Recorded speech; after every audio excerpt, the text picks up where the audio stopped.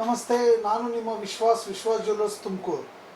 ಈ ದಿನ ಏನಾಗಿದೆ ಅಂದರೆ ನಮ್ಮ ಅಂಗಡಿಯಲ್ಲಿ 10 ಉಂಗುರ 2 ಚೈನ್ ಕಳುವಾಗಿದೆ. ಸೊ ಇದು ಕಳುವಾಗಿದ್ದು ಹೇಗೆ ಗೊತ್ತಾಯಿತು ಅಂದರೆ, ನಾವು ದಿನ ಬೆಳಗ್ಗೆ ಅಂಗಡಿಯಲ್ಲಿ ಎಷ್ಟು ಒಡವೆ ಇದೆ ಅಂತ ಕೌಂಟ್ ಮಾಡ್ತೀವಿ. ಆ ಕೌಂಟಿಂಗಲ್ಲಿ ಕರೆಕ್ಟಾಗಿ ಬರಬೇಕು. ಯಾಕಂದರೆ ಇವತ್ತು 10 ಚೈನ್ ಇದೆ ಅಂದರೆ 2 ಸೇಲ್ ಆಗಿದ್ರೆ ಇನ್ನು 8 ಚೈನ್ ಇರಬೇಕು. ಅದೇ ರೀತಿ ಈ ಥರ ನಮ್ಮ ಚೈನ್ ಕೌಂಟಲ್ಲಿ 2 ಕಮ್ಮಿ ಬಂದು, ಹಾಗೆ ಉಂಗುರದಲ್ಲಿ 10 ಕಮ್ಮಿ ಬಂತು.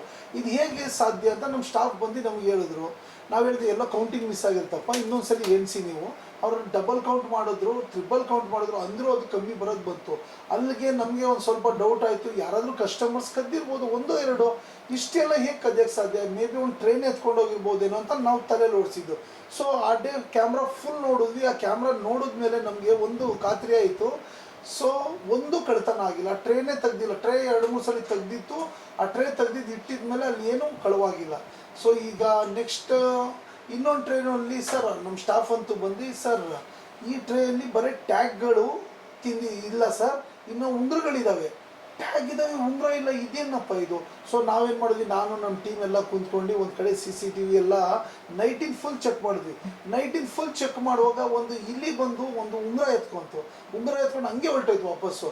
ಸೊ ಅದು ಒಂದೇ ಒಂದು ಇಟ್ಕೊಂಡು ನಾವು ಅದ್ರ ಹಿಂದೆ ಎಲ್ಲ ನೋಡಿದ್ರೆ ಒಂದು ದೊಡ್ಡ ಹಳ್ಳಿ ಟೈಪ್ ಇತ್ತು ಚಿಕ್ಕದು, ಅದರಲ್ಲಿ ಎಳ್ಕೊಂಡು ಹೋಗಿದೆ ಎಲ್ಲನೂ. ಸೊ ನಾವು ನಮ್ಮ ಕಾರ್ಪೆಂಟರ್ ರಾಜು ಅಂತ ಇದ್ದ ಕರೆಸಿದ್ವಿ. ಅವನ ಹತ್ರ ಎಲ್ಲ ಏನಪ್ಪ ಮಾಡೋದು ಅಂದ್ವಿ. ಫುಲ್ ಹೊಡೆದ್ಬಿಡು, ಯಾಕಂದರೆ 10 ಲಕ್ಷದ ಒಡವೆ, ಅದು ಮಿನಿಮಮ್ 10 ಲಕ್ಷ ಅಷ್ಟು ಸಿಗ್ತಿಲ್ವಲ್ಲ ಅಂದಿದ್ದಕ್ಕೆ, ರಾಜು ಸರ್ ನೀವೆಲ್ಲ ಏನು ಹೊಡೆಯೋಕೆ ಹೋಗ್ಬೇಡಿ, ನಾನೊಂದು ಐಡಿಯಾ ಮಾಡ್ತೀನಿ ಅಂತ. ಅವ್ನು 5-6 ಕಡೆ ಕೌಂಟ್ ತೆಗ್ದು ಎಲ್ಲ ಕಟ್ ಮಾಡಿ ಅದ್ರಲ್ಲಿ ಮೊಬೈಲ್ ಕ್ಯಾಮ್ರಾ ಬಿಟ್ಟು ಹುಡುಕ್ದ ಅವನು. ಮತ್ತು ಎಲ್ಲೆಲ್ಲಿ ಹೋಲ್ಸಿದಾವ ಅದನ್ನೆಲ್ಲ ಮುಚ್ಚ. ಅದರಲ್ಲಿ ಹೋಲು ತೆಗೆದಾಗ ಅದರಲ್ಲಿ 10 ಉಂಗುರನೂ ರಿಕವರಿ ಆಯಿತು.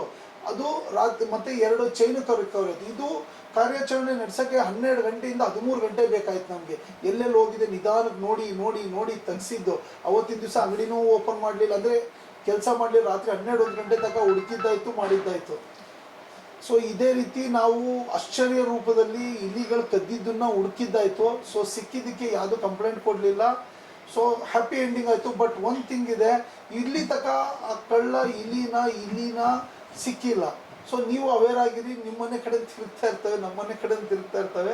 ಸೊ ಏನೇ ಇದ್ರೂ ಫಸ್ಟು ಜೋಪಾನವಾಗಿ ಒಂದು ಕಡೆ ಸ್ಟೋರ್ ಮಾಡಿಡಿ, ಈಸಿಯಾಗಿ ಸಿಗಂಗೆ ಇಡಬೇಡಿ. ಇಲ್ಲಿಗೇನು ಅದು ಬಿಲ್ಲದ ಹತ್ರ ಎಳ್ಕೊಂಡು ಹೋಗ್ಬಿಡುತ್ತೆ, ಆ ಬಿಲ ಸಿಗಲ್ಲ ಮೀನ್.